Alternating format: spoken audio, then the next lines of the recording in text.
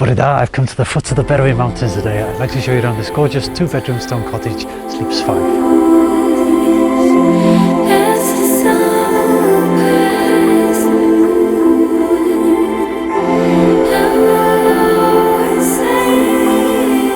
Got one double bedroom and then a second bedroom with 2 of those zip and link beds, so that can be done up as a twin or a super king for you, and there's a pull-out bed in there as well, so we can sleep up to 5 altogether.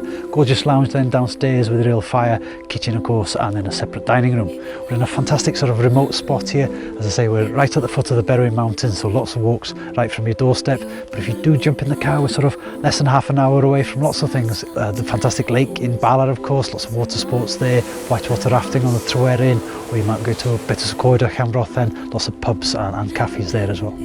Let's go look inside. Bye.